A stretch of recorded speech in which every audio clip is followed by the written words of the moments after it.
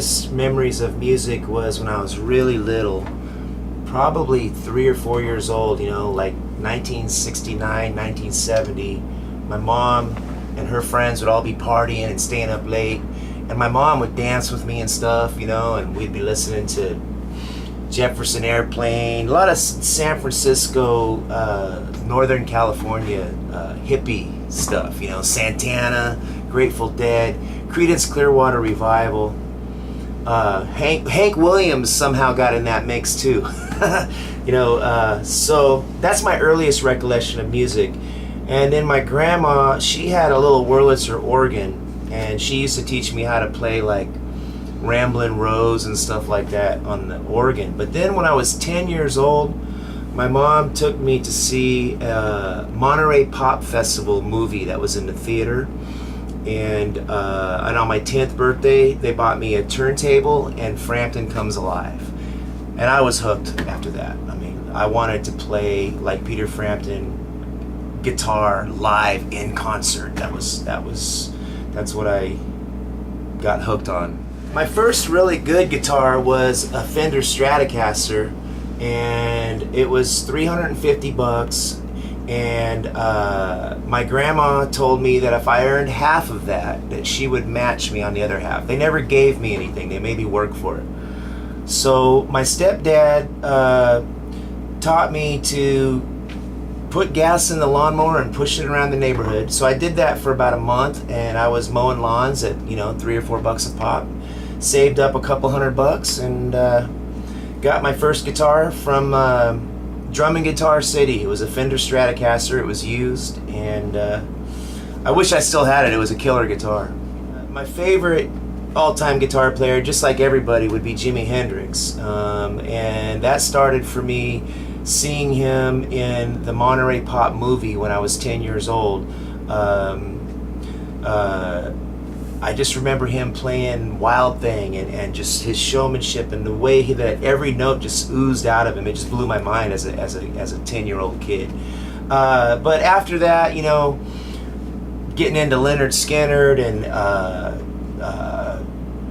Carlos Santana, Robin Trower, I really got into live albums. And in the 70s, Peter Frampton Comes Alive, Foghat Live, Aerosmith Live Bootleg, Ted Nugent, Double Live Gonzo, all of those live albums had just such great guitar. Robin Trower Live, Rick Derringer Live was one of my favorite albums of all time when I was a kid. Frank Marino, Mahogany Rush Live.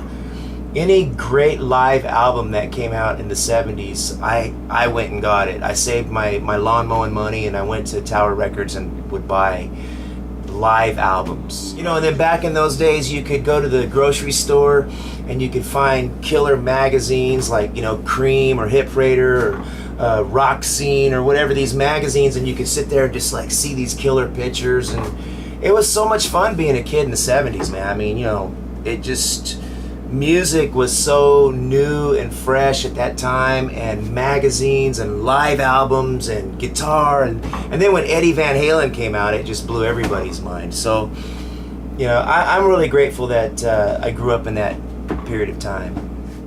Well, my first band, my cousin Mike, we had a band called the Cruisin' Cousins, and we played at the Moose Lodge in 1978. I was 12 years old. And they wanted a country band, so we wore cowboy hats and put on some vests and dressed up like a country band. But really, we were playing You Really Got Me by the Kinks. We were playing Proud Mary by Creedence, and they didn't want to pay us that night. I mean, they were supposed to pay us $25, but my grandpa went in there and collected for us, and we got our $25, and it was 1978 at the Moose Lodge. I was 12 years old, and we were called the Cruisin' Cousins. When I was 14 years old, I started making a name for myself as a young guitar player that could play Hendrix and stuff. And Brian Wheat had heard about me from his brother.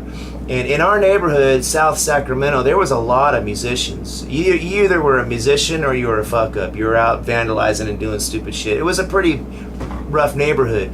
And Brian Wheat was a little older than me, and his brothers had told him, hey, there's this kid named Frankie who plays guitar, you should get him in your band. So I joined Brian's band, and they were called Rage. And then we changed our name to Earthshaker because we were playing a lot of Y&T songs and stuff like that. Brian introduced me to more like Def Leppard and Scorpions and UFO and stuff like that. So we started learning more of the 80s metal stuff.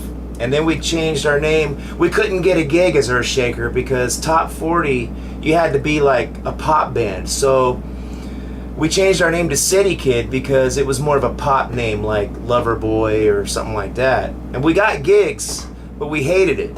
And Ronnie Montrose came to see us at a club, and he loved our band, and he was like, man, you guys are great, but ditch the City Kid and start rocking out. So Ronnie Montrose took a active role in coaching us and telling us to rock. And he actually wrote a song with us called Don't Damage the Rock, and it ended up on one of his albums. But if it wasn't for Ronnie, telling us to quit being a pop band, we wouldn't be where we are today. And so we started writing songs like Modern Day Cowboy, Easy Come, Easy Go, Rock Me to the Top, and we knew we had to change our name, so we changed it from City Kid to Tesla. Well, Ronnie Montrose, he was very cool in a sense of, he was from San Francisco area, but he would drive from San Francisco up to where we lived, which was 2 hours away in Sacramento.